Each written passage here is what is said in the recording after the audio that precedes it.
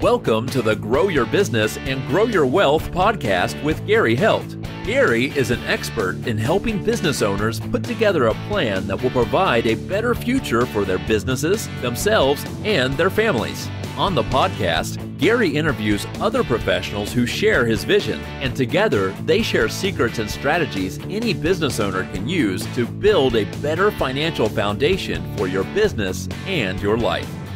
Welcome to the podcast. Today we're with Scott Sweitzer with RE/MAX Leading Edge. He has a little over 20 years of buying and selling real estate and helping people get into their dream homes. Welcome, Scott. Hey, Gary. How are you doing? Good to be here. Good, good. So what made you start your career in real estate? Well, I got started in 1999. At the time, I had been running a landscaping company. I started that when I was in high school. So that was I graduated high school in 93. Now I'm dating myself, but I graduated high school in 93. I started that company. I actually started probably a little bit before, maybe middle school. And I ran that up through the time I was in college. After I graduated, came back, had that grown up pretty big, as far as number of employees and stuff. I had about 20 people working for me, multiple crews. And at the time I just was looking to make a change. And, it had gotten to be very stressful. The seasonal aspect of the real estate, of the landscaping business had gotten to be very stressful for me. Like in the spring, I was constantly working, 80-hour, 90-hour weeks all the time. And in the winter, you're scraping to get by. And I wanted to make a change. One of my teachers in high school at the time was an accounting professor, and he was also a real estate agent. And when we had talked, he said, if you ever get your real estate license, he was a client as well for my landscaping company. He said, come and talk to me. He said, I'm looking to get out of the business. And I was older at the end of a 30-something year career. And he's like, I'm looking to get out, and I'm looking for somebody to maybe help me for the last number of years of my career. So that's how I got started in it. And I started part-time while I was running my other business. And then after about 6 months to a year, I decided to sell my landscaping company, went full-time into real estate. It was too hard to balance both. And I really enjoy real estate, and it was what I was looking for. And at the time it made sense. So I sold the other business, had a little bit of capital. So I, was able to invest in myself to get started out of the gate, worked for him for 2.5 years. And then, as basically an apprenticeship partnership. And then I went on my own. I believe that was, if I go back in about 2002 is when I went on my own. And, I've been with RE/MAX the whole time from day one. And, that's how I got started. And it's been a good journey. What is it about real estate that really lights your fire and kind of gets you excited in the morning? Well, a couple things. One is when I was looking for a change from landscaping. If you go back, I'm an outdoor person. I like to be around. I'm not somebody who sits in an office for 10 hours a day. It's not in my nature. I like to move around. I like different things. So that's number one. In real estate, we do the same processes, but it's always a little bit different. So it's exciting. And two is the other thing I was looking at the time when I was going through the landscape was computers. I had taken some classes in Microsoft Certified Professional, did some things of that nature. And I realized that I enjoyed that, but what I didn't like from that aspect is I didn't have the human interaction. And so being able to be out, meet with different families, help them find what their needs are, and see them either finding the home of their dreams or selling a home and getting onto their next home, or helping them in all different situations. I find that to be something that I enjoy. Some transactions are better than others. Obviously, sometimes we're selling homes that are for estate sales and things that might not be as rewarding. I understand that people have to get them sold, and we want to do that and make that happen. But that's not as pleasant as an experience for them as maybe that first time buyer, going from a rental to their first home. So it's helping people find what they like and being part of that process. I find that to be very rewarding, and then not doing the same thing every day. We do different things. We have basic procedures, but it's always a little bit different, and it keeps it fresh. So, in helping people, buy and sell real estate, what are some of the questions that they should be asking you that they don't really seem to ask you, that you have to educate them on? Well, we have to look at it from two different perspectives. So, one is if you're selling, and one is if you're buying. So if we take selling first, I think the first thing that happens often is I get a lot of inquiries about people that say, I'm thinking about selling my current house, and I want to buy something else. I'm going to relocate out of the area. I want to move up. I want to move down, whatever. a lot of times the first step in the process is finding out what your current house is worth and what you can expect to get out of that property as far as equity and what type of cash you're dealing with before you go too far in the process, to make sure you're in a comfortable place. And the other thing is when you're getting ready, and this is I think most people, it's a 50-50. I wouldn't say most or less. They sometimes wait a little bit longer to reach out than what they should, because they feel like they only need to call a realtor, or they only need to call me when they're actually ready to put their house on the market, where I actually prefer to be involved a little earlier in the process so that I can help them. So they'll come in. I've had people before say, I've got my house all ready to go, I've done all this work. And then you go out and look at it and you're like, well, yes, you've done a lot of work, but this is probably, some of these things you've done might not return as well when you sell, as opposed to if you engage us earlier, where I could come out maybe 3 months, 6 months before you're selling, and then get an assessment of the house and say, okay, here's where I think they usually have a list of things they want to do. And I said, well, this is what I think, you're going to get the best return on when you sell. And so I think one of the mistakes that maybe people, when they sell, is maybe not reaching out soon enough. And I understand their apprehension. They feel like, well, some folks will be like, well, I don't really need to sell yet, so I didn't want to bother you, but they're never bothering us. I look at myself more of a consulting role, as opposed to a transactional nature of just selling a house. I value the relationship more than I value the transaction. So if we can do a better job helping sellers get ready to sell earlier, then it makes the process smoother when they actually get the house on the market. It sells quicker for more money, and then the whole experience is better. And sometimes spending a little bit of time up front, even 2-3 months getting ready, will make that sale much easier for them in the long run. Less stress, more of a pleasant experience, and that's what we'd like to do. So as far as selling, I would say the biggest thing is to reach out even 6 months before, if you can. Now, that doesn't always happen. Sometimes people get a notification from the job they have to be in Tennessee in 6 weeks. Right. And if that happens, we understand that too. But in a perfect world, if you have more time, that's what I would say is the biggest thing. For buying, I think a lot of times folks will come out and they're not sure when they're getting started how the process works with the lending piece. And should they talk to a lender first? Should they talk to a realtor first? I don't mind at all talking to a buyer, being the first person to contact, and maybe help them with their options with lending and give them a little bit of direction in that too. Because if you're buying your first house, or maybe you're buying your second house and you're trying to line things up, it's a little bit different process.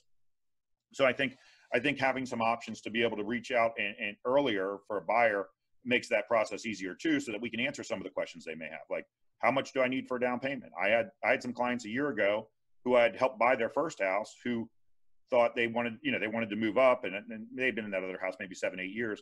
And he kept saying, I'm saving. And I said, well, what's your goal? And he's like, well, I need to have 20% down or I'm not going to be able to move. And he had 800 credit scores. And I said, we can get you an 80-10-10 loan, and you can move sooner than you think, and you won't have PMI. And that's what he was trying to do. And 80-10-10 is an 80% first, 10% second, 10% down payment. And my client had no idea that was available. He was just struggling to save 20%. And he said, so I can move 3 years ahead of schedule, because his family had grown and he was really outgrown his house. And him and his wife, they were really busting at the seams. And he's like, and then we looked at he goes, well, how's that payment going to be? We looked at the payment. He's like, this is less than what I anticipated. And we were able to make that whole transaction happen probably 3 years prior to what he thought he could do, just by asking the question. So it's good to reach out, ask, see what the options are. I've had people before that'll call up and say, I've had a problem. I had to do a short sale a couple of years ago. I had this. I'm not sure I can buy for 70. Well, sometimes that's not the case. We have to look at the whole circumstances. And then if there is an issue that we can work through, it's better to get some direction as opposed to just blindly going at it and then being down the road and saying, okay, now I'm ready. And then you find out you made a mistake and you're 2 years still away or something along those lines. So the best thing is to reach out and talk earlier. And it's never a problem. We certainly don't mind doing it all. We enjoy it. When I say we, I say myself and Stacy, who's been with me 17 years as my assistant. We're happy to do that. We're happy to reach out, and say, okay, well, this is where we are. We're thinking about doing this. And sometimes they'll say, well, we're thinking about selling, but when we look at it, it doesn't make a lot of sense, but now we're going to refinance. Well, then maybe I can help them with that and point them in the right direction for a good local lender, or give them some comps that'll help them with their value so that they can get a better rate, so they can get rid of PMI on their current house or something like that. We're happy to do anything. It's just the sooner we can be involved, I think the more effective we can be helping. Right. So, I mean, and that's many times going back to what you're just saying is that you're educating people. And it seems like, I know with my business, we do the same thing. We try to educate people on what's going on. to help them make the right decisions. What are some of the biggest fears that you are seeing your clients have, and what do you do to help them overcome those fears? Well, it depends. I mean, I think when we were, since we're doing this in, June of 2020, a lot of the fears that we had are different than what they were June of 2019. And that we're dealing with the COVID and all the things that went along with that. I would say that at this time, sellers in general, some of their fears were the apprehension of letting people in their house when they needed to sell their home, when we're dealing with what we were told to be a contagious virus that could transfer via surfaces and things of that nature. So one of the things that we did in order to help overcome some of those is we had we would do is put together packages where we would have things that people could cover their shoes, gloves if they needed them, the disinfectants, things that we could put in the home to make it easier, disinfectant wipes, sprays, so that they would be more comfortable selling their house and letting people in and out of their home. And the same for buyers. We have folks that would come out and say, I want to go out and look at houses, or I need to go out and look at houses. People transferring because of job transfers into the area. And they were happening because it didn't matter what was going on with COVID. So they were going into other people's homes. They were a bit apprehensive. How do we go about doing it in a safe manner? So that was something that we dealt with that we wouldn't have been dealing with a year ago. In a normal market before all that happened, some of the fears that people would have would be different things along the lines of, can I get approved for the loan that I want? Am I going to, are the interest rates going to stay stable? Do I have to do this now? Or what if I wait 6 months? What's going to happen? Am I going to still be able to afford this? I need to buy a new car, and I was told not to do that before I buy a house, but my car's falling apart. How can we handle that?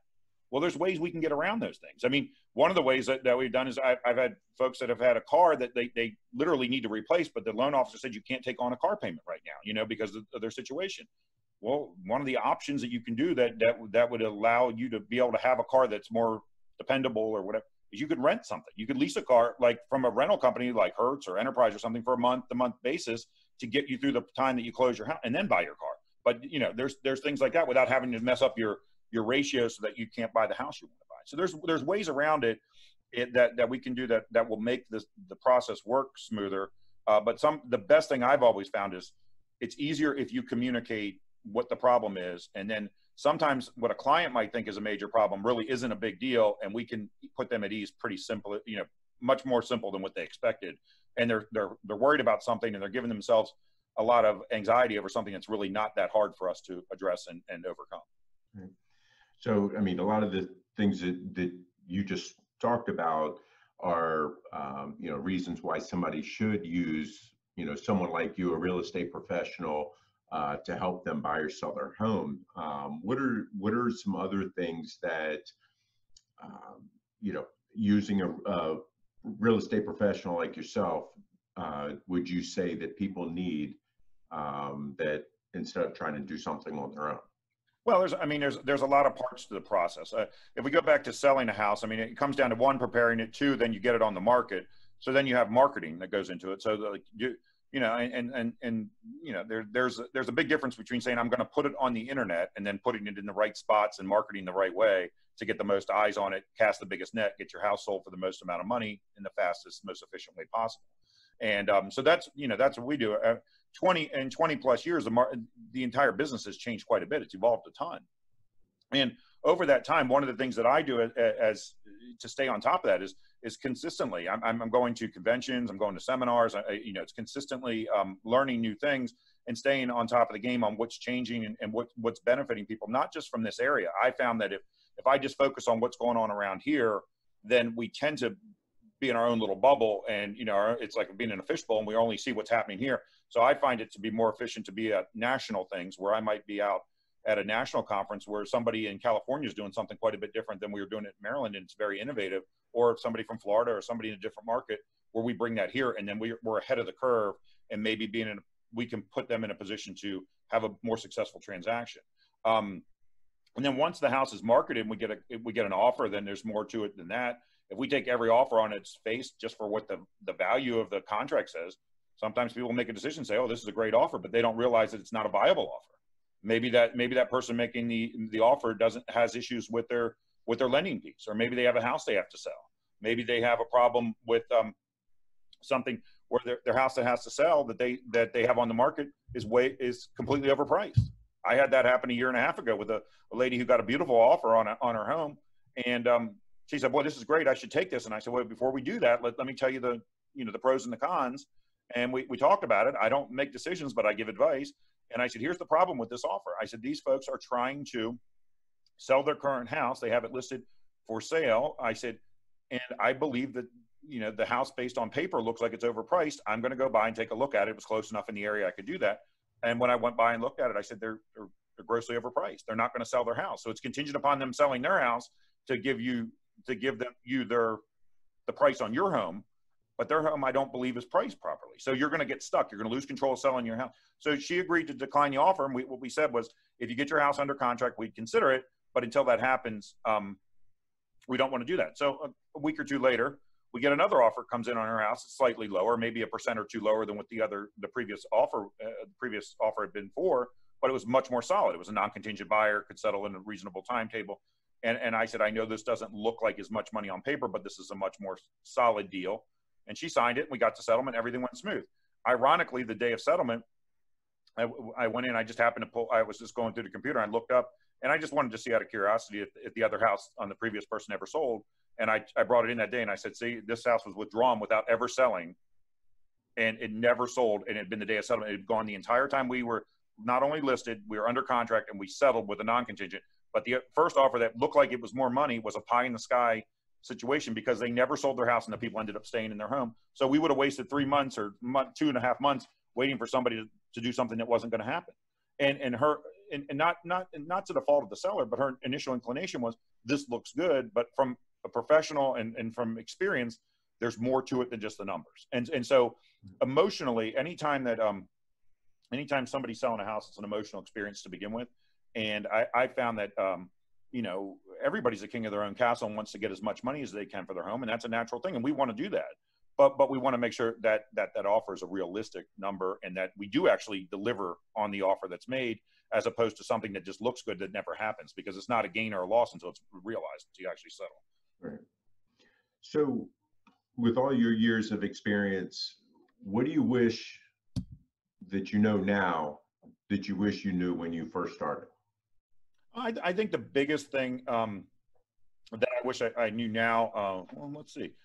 Overall, I think the foundation of my business has been, from day one, it's always been to put my customers' needs and goals first. And I think that's been good. And I would never change that for the world. That's the way I just believe that's the way it should be. And I always believe quality is better than quantity. I've always believed that as well. People pay $150 to go to Disney World for a day when you can go to amusement parks that are significantly cheaper, but they pay because of the quality of the park. So I believe that's the number one thing. What I would learn differently, I think one of the things that I learned during the time of the economic downturn in like 2008, when the recession hit, was making sure that for advertising purposes to stay out of long-term contracts with things. Because when the market really went down, I was stuck in some contracts that were longer-term deals that made it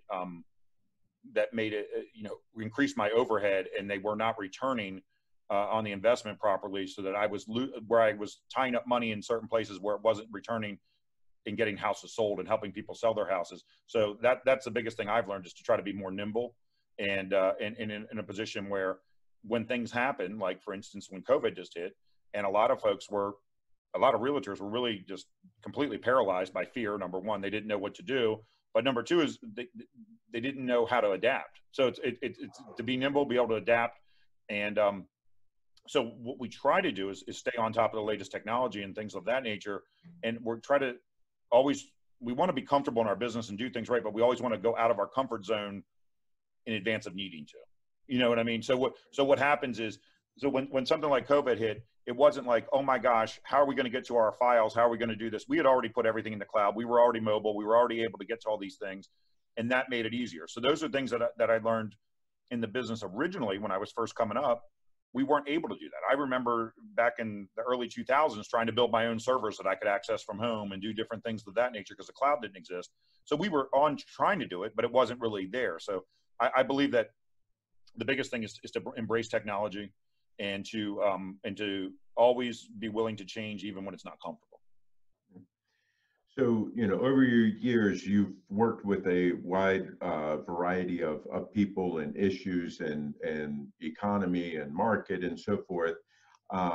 What is one of the most important things that you have learned, besides the being nimble part and things like that, in dealing with people? What's kind of I think one? dealing with people, the biggest thing you learn is that you need to ask questions. You need a lot of times people will not be as upfront with things because they might be concerned, or they might be embarrassed about something. They might not understand. But I think the reason is you have to find out what is driving them. What do they want? And the more you know about the background of what they're looking for, I think the better and more effective I can be in helping them achieve their goals. And I think, I think it's not much different than if you were going to court and you were consulting with your lawyer. The first thing you tell a lawyer is you tell a lawyer everything. You don't want them to be blindsided by something, because then they can't fix the problem. And it's the same thing. It's the same thing in real estate. Now, we don't have attorney-client privilege. I keep everything private, but I don't have that same privilege that like an attorney has. However, I found before that, I've had folks that are selling their home and they say, we want to sell, but we don't really want our neighbors to know that we're doing that right now. So we don't really want to sign in front of our house.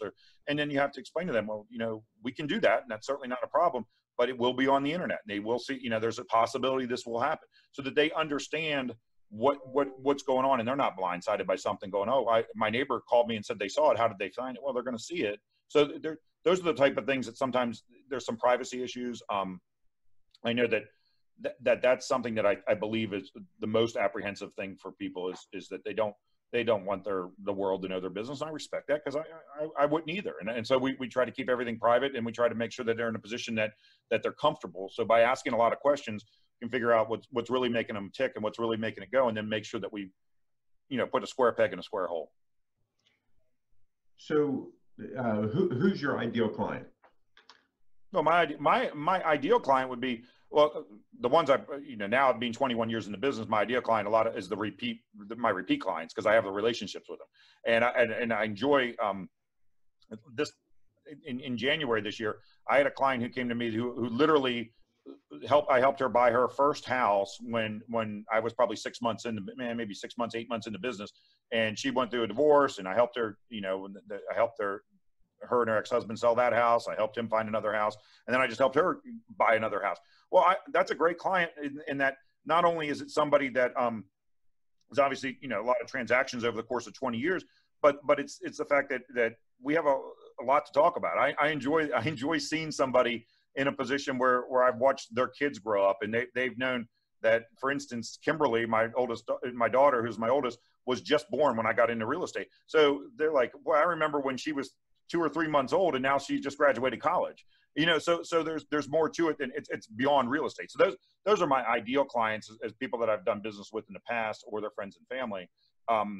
As far as what we're looking for, we always want to make sure that the root of the tree is growing. So it's not just repeat business. We do a tremendous amount, probably 80-85% of our business is friends and referrals.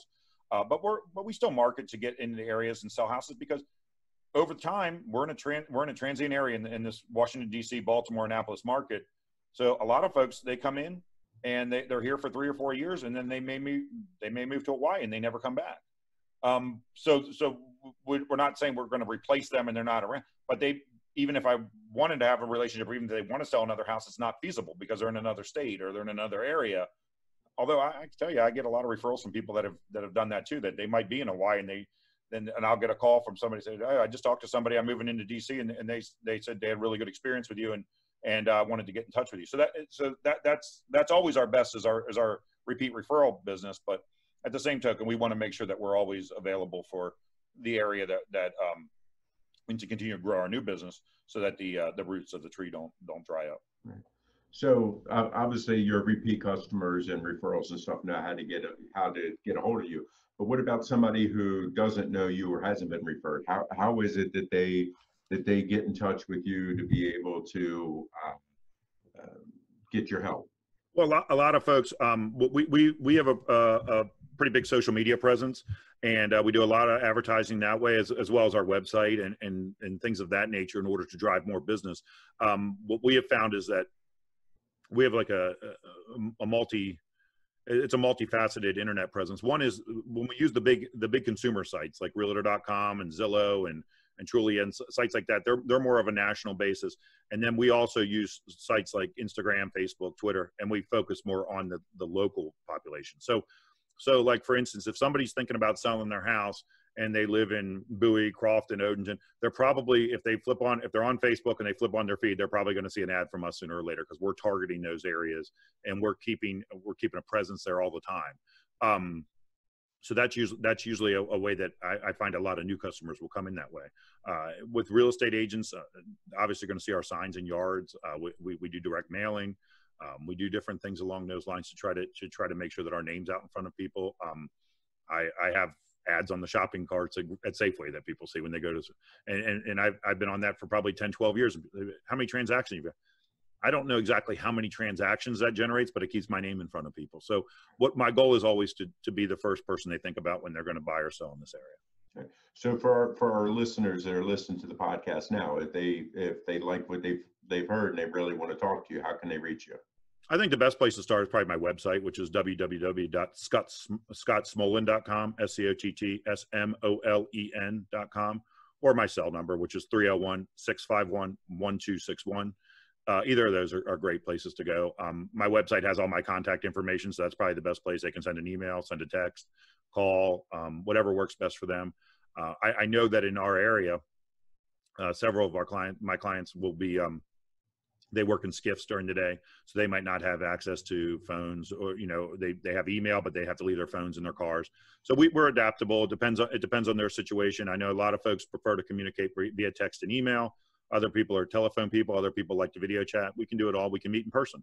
That's one thing that we're fortunate in, that being in early June now, that we're able to meet people, even with the COVID, we can meet them at our office. I was meeting clients over here over the weekend, and what they wanted to do is come in and meet. They're looking to buy a house, and they felt it would be better to sit down and face to face. I was happy to do that. I'm happy to do it. Sometimes it's not possible. Last year I sold a house for a gentleman who lived in Australia, so it wasn't really feasible that we sat down and met. I had another person that was in Germany, never met him face to face, did everything via video chat. And so it depends on the circumstances, but we have options for everything. I find that usually going to the website is probably the best place to get some information and to reach out. Okay. What would you like to share with our listeners that I haven't asked you? Oh, in general, I think one of the things that we see is in the market right now, like where we are, is there was uncertainty. There still is some uncertainty, but a couple months ago, it's very uncertain. And when you're looking at real estate, it's a long-term investment. So it's always a good time to buy real estate if you're going to be there for a number of years. It's always a good time to do that. It's a safe investment. It's a home, especially if it's where you're going to live, and it's worth doing no matter what the circumstances are around us at the time. And sometimes things that are adversarial to the general economy, or you might think it is, can be very beneficial to real estate. And to give you an example of that is, I remember when I first was in the business, not that long in the business, it wasn't too much after that, 9/11 hit. And I remember thinking to myself, oh my gosh, I've sold my landscaping company. 9/11 just hit. The real estate market's going to collapse. I should go back and buy a lawnmower and start cutting grass again. I had no idea what was going to happen.